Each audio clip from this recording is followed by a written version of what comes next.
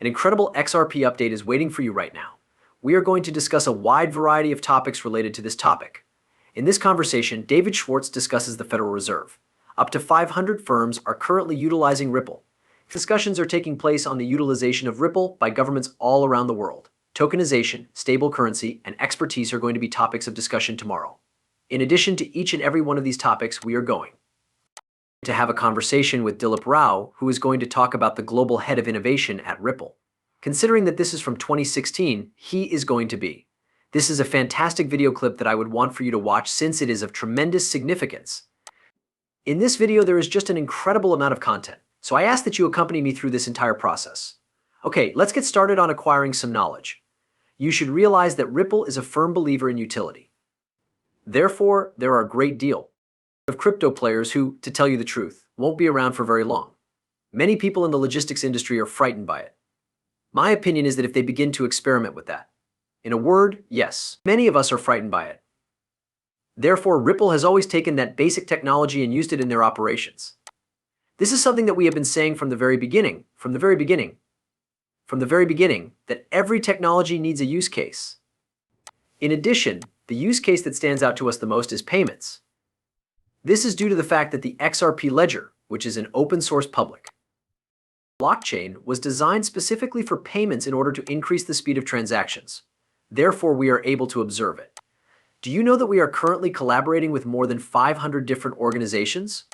As a bridge currency, XRP is being utilized by a significant number of these organizations. As a result, it is already taking place. And there is a great deal more to come. Would you be able to, right? As you have. They have a collaboration with over 500 different businesses, including your Visas, MasterCards, and American Express cards, which is basically every card you have in your wallet, right? Ripple is collaborating with these organizations. It does not necessarily mean that they are going to employ XRP to enable all of those payments. Nevertheless, they have the choice to do so. You do realize that this is the most potent aspect, right? There is a lot of stuff in the cryptocurrency field that does not have an actual use case, such as payments, tokenization, and stable coins. If you look around, you will notice this. Right now, those are the most important use cases in the cryptocurrency industry. It was from bond, crypto bond, CRP, and XRP. I apologize for the confusion. I'll go ahead and play this for you here. Allow me to play this and then we can have a conversation about it. Furthermore, you cannot provide 7 billion individuals with Bitcoin accounts because the cryptocurrency is going to be too slow to do so. On the other hand, they are absolutely correct. Bitcoin is painfully slow. In contrast to a distributed ledger, all throughout the world, that is not going to work. Because of the very nature of the notion of Bitcoin, which is similar to gold in that it is something that you have to mine and you have to keep track of it from one point to another, this is the reason why it is so difficult to acquire Bitcoin. And it is said that you are responsible for monitoring it in addition to all of these computers. The amount of computer power required to complete a single transaction is already equivalent to the amount of electricity that a typical home consumes in a single day by the time it is completed. This is for a very small part of the total amount of money in circulation. On the other hand, I think the concept of cryptography as a whole is very interesting. And the results that have been achieved through the application of blockchain technology are fantastic. However, the initial iteration of this model is not going to Satoshi Nakamoto never spoke about blockchain. Therefore, it is not quite apparent what a blockchain is. However, they initially considered blockchain, which is a distributed ledger that is global in scope. In addition, they came to the conclusion that it was too slow. It is unclear what she is referring to here. Do you agree?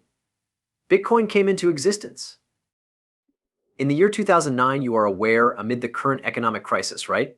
The institutions that make up the banking industry took a look at Bitcoin and stated, okay, we like the distributed ledger aspect of this, but we cannot use Bitcoin as a form of payment between those institutions.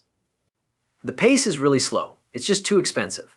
Both anti-money laundering and anti-money laundering do not exist. It is not necessary to know your consumer's KYC. There are no checks to ensure that these Bitcoin transfers are sanctioned. And wouldn't you agree that this is exactly what banks require when they transfer money from one bank to another?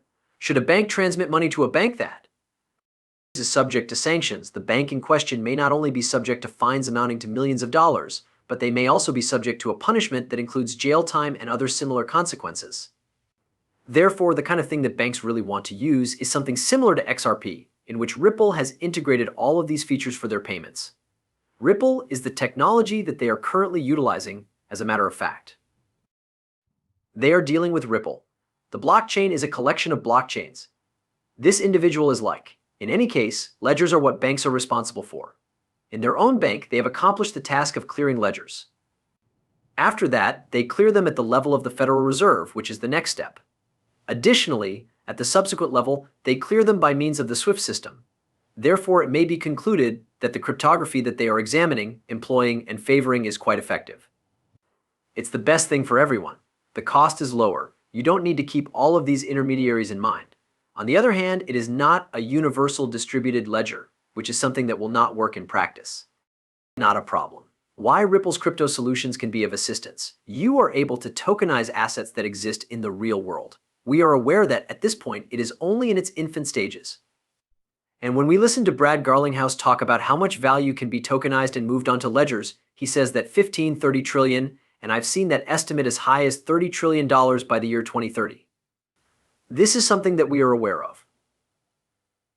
Personally, I believe that it might be significantly higher if fewer countries, such as the United States, were to participate in the regulation process. We are familiar with Japan, Australia, and the United Kingdom. This group of individuals is very enthusiastic about the prospect of utilizing distributed ledger technology to transfer their value from central banks to banks. Ripple, on the other hand, is able to go through with it, as they have mastered the payment system. A move is being made to invest in carbon credits. You are aware that they are beginning to engage in tokenization and stablecoins. In other words, all of this information is already incorporated into the XRP ledger, and it was designed specifically for the payments of the entire planet. And this is Dilip Rao, is that correct? Some of these clips, guys, are old. But if you are new to the space and you haven't seen this, it may be powerful. Some of these clips, guys, are ancient. This is a wonderful opportunity for introspection, as it allows you to take stock of what you actually own when you have XRP in your possession. Is it true that this is the financial answer that those in charge of central banks wish to implement? This is a technology that they want to use. Are you able to go out and buy an asset that is going to be employed by central banks for the very first time in your life? Or in the life of anyone else? This is something that you have never been able to do before. Obviously, gold and silver, as well as other assets of a similar nature. On the other hand, you are referring to the usage of a distributed ledger technology by financial institutions in order to transfer value, tokenized assets, tokenized deposits, and tokenized securities. And this is done on private ledgers that are stored on blockchain. That is the goal that we are attempting to achieve here. With that being said, the true value of XRP is going to be derived from that particular source.